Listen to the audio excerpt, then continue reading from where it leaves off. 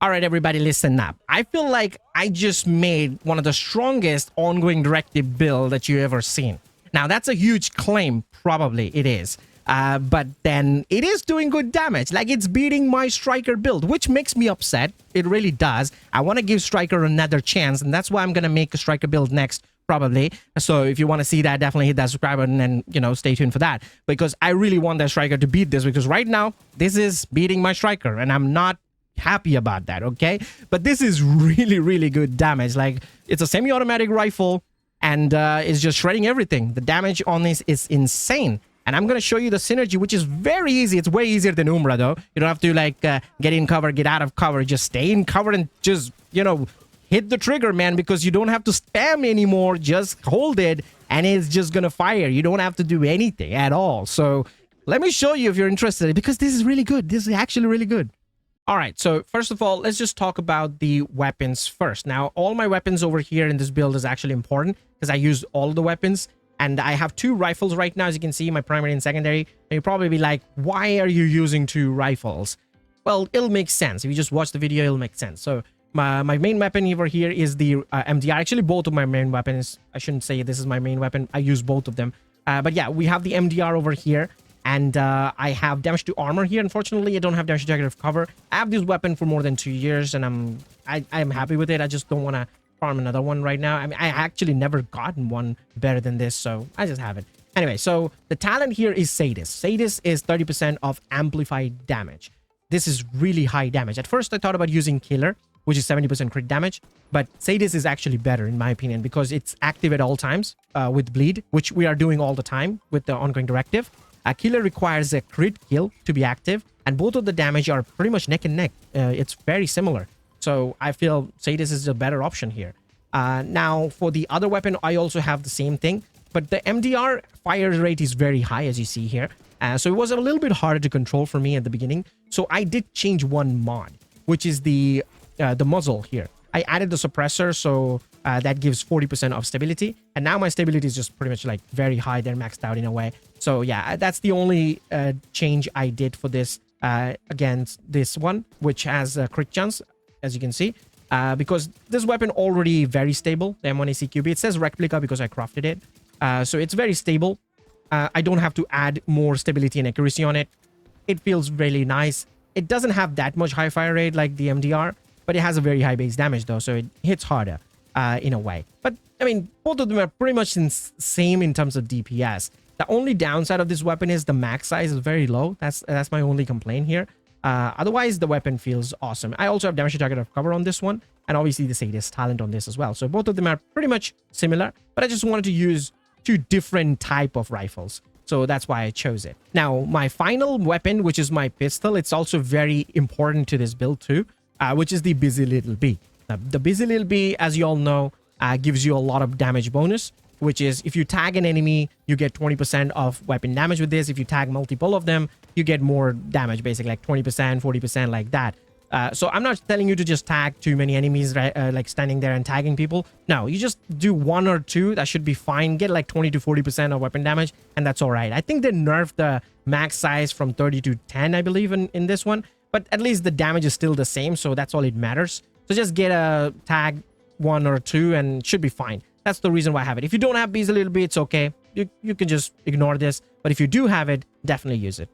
Now, as for the gears, well, obviously we're using the ongoing directive here. So we're going to be using 4 pieces of ongoing directive. For new players or returning players, if you don't know what it does, well, it gives you status effects for 2 pieces and 30% reload for 3 pieces. There's no crit chance or crit damage, anything from the gear set. So yeah, that's kind of sad. But don't worry, I'll show you how you can get more crit chance. I mean, you can get it from mods and attributes and stuff. I do have very high crit chance.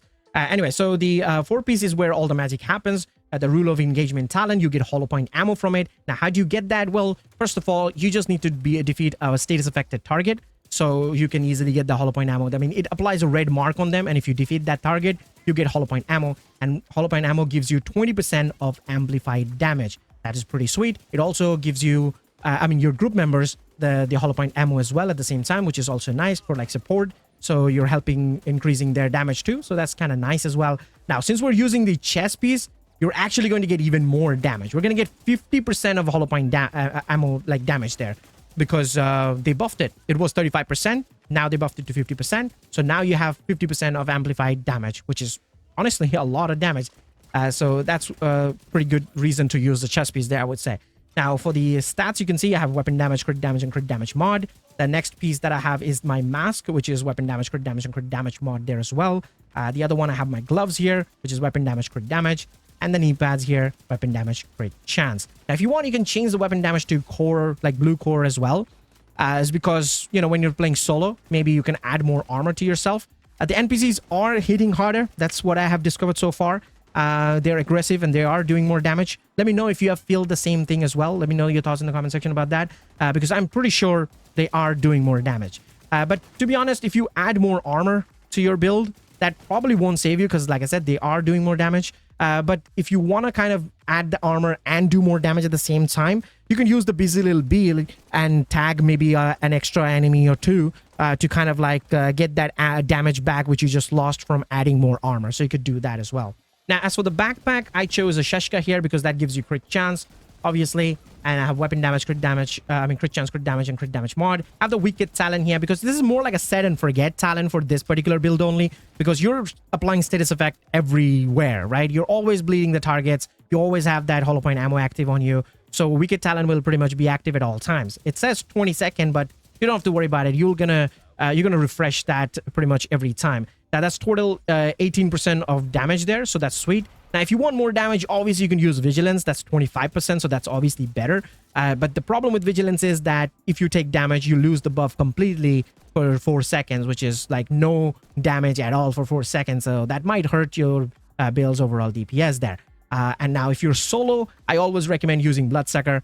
You could actually just use Bloodsucker instead of just changing your red weapon damage core to like blue armor core.